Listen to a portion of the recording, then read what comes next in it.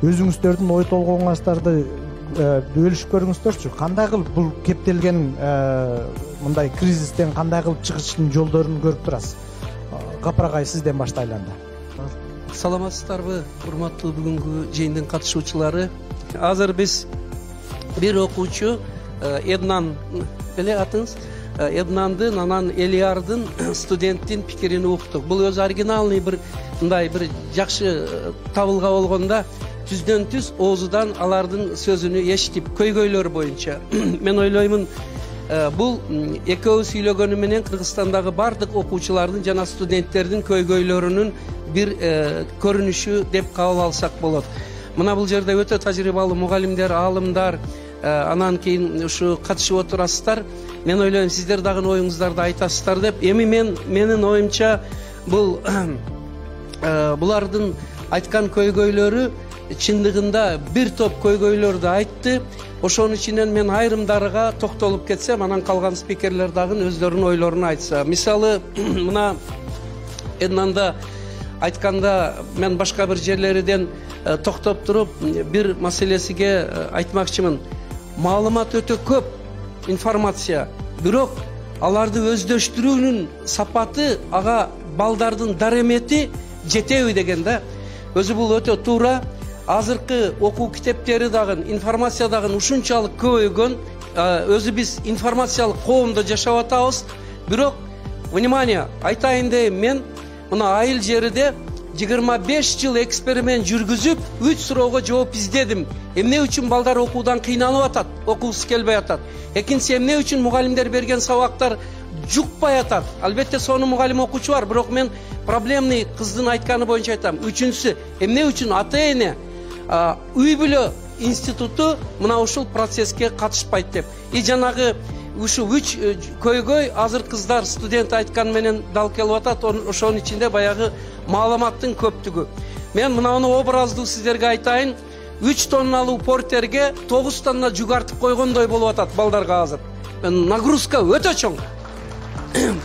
И ушуну эксперимент жүргүзгөн адам катары мен айтайын сиздерге. Билимдин информациянын аздыгы канчалык зыян болсо, ашыкча информация андан 3 эсе чоң зыян. Мынауну биз аксиоманы бербей жатабыз. Биз ойлоп атабыз балдарга канча көп маалымат. Эми берсек ошончо алар билимдүү болот деп. Муну мына Пизанын текшерүүлөрү, Финляндия, Прибалтика жана башка мамлекеттер Россия менен биздин окуу жүктөмүбүздү салыштырганда дагы жана аналитикалык өтө жакшы чыгарыпсыздар. Мына аналитиканы мен көрдүм. Жакшы маалымат берилген. Биздеге караганда, башкаларга караганда көп. Бирок эгер количество менен качество чечилгенде биз барыдан алдында болушубуз керек экен. Демек чечилбейт экен. Урматтуулар, бере турган маалымат ушунчалык көп. Сиздерден сураныч, бир колуңуздар ушундай алыңыздар. Бул жакшы эсте калат да, мен PowerPoint'им ушул. Айылдан алып келген. Эми колду до конца алып барыңыздар, акырына чейин. Мына акырына чейин канчалык алып барсак, бул орусча айтат, объят необъятное дейт. Ошончо чоң информацияны биз балдардын башыга, студенттерге бермекчибиз. Бирок аны менен маселе чечилбейт экен. Эми эмне кылабыз дегенде, караңгылыкты 1000 тилдегенден көрө булардын сөзүн угуп, андан көрө бир бурчуна шам жак деп, эми акырын жана колду алып келиңиздер. Акырын сыгып концентрация алып туруп, хоп деп, анан алаканга салгандай өзөктү берип, токетер, негиз, основаны балдарга, студенттерге биз берсек, булардын башы, мээси ой жүгүртүү үчүн, прикладной билим үчүн, алган умение, навыкты турмуштагы проблемаларды чечүү үчүн пайдаланат эле. Биз башты толтуруп таштагандан кийин буларда орун калбай калып атат да. Мына ушуга мен сиздерди чакырып кеттим. Эми аны эмне кылып чечебиз дегенде, ошол 25 жылдык эксперименттин натыйжасында мына ушул китепти жазып туруп балдарга сабак кылып өтө баштадык. Бул жерде бизден катышкан мугалимдер бар. Спецкурс кылып, акыл эмгегинин маданияты. Бул эмне кылат дегенде, ошол чоң маалыматты негизини бөлүп, самандан буудайды бөлүп алып туруп, квит эссенцияны алып туруп, балага керек, эрте прикладной турмушка керегини гана алып, калганын алып ташташтын методикасы. Расшифровка кылып айтсак, 100 бетти 10 бет, 10 бетти 1 бет, 1 бетти 1 абзац кылып коюштун методикасы мына бул жерде бердик. Эми студенттерде дагы мына азыр жана айткан башка көйгөйлөргө жанагы айтышар, бирок студенттерде дагы эң чоң көйгөй, мен ушул жерге фокусту топтомокчумун. Студенттерде дагы окутулуп аткан бардык эле предметтер, бардык эле маалыматтар керекпи?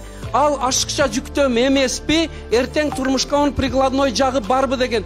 Ошого дагы чечүүнүн бир жолу мына ушул акыл маданияты деп ойлойм.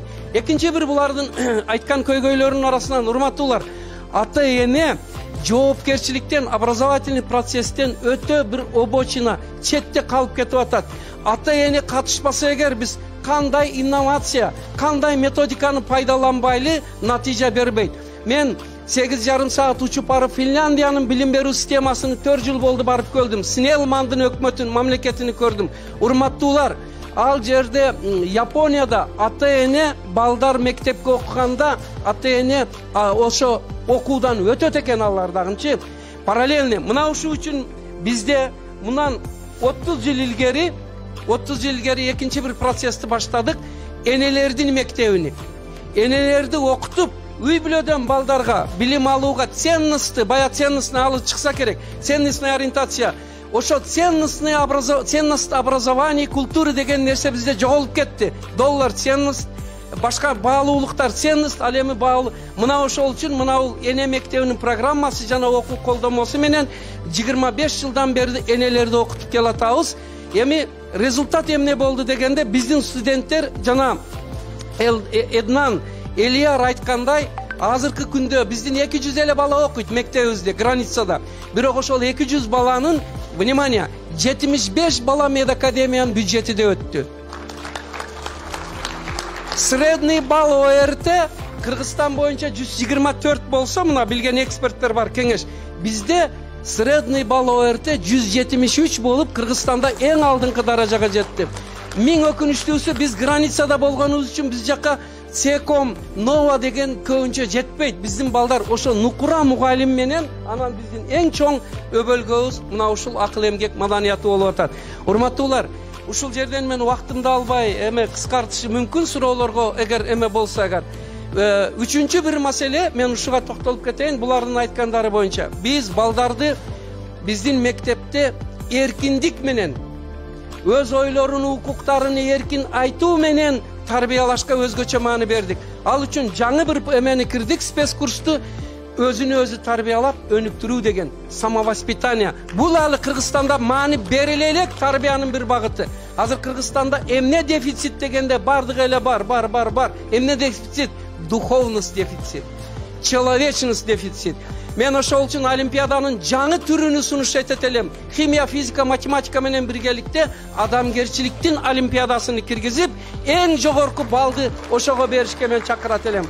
Ошол эркиндик берилсе, мына улардын үнү студенттердин эшитилсе, бизде мына мектебибизде, гимназиябызда мына мугалимдер отурат, дайым жалпы жыйын, индивидуалдуу сүйлөшкөндө кандай сунушуңар бар?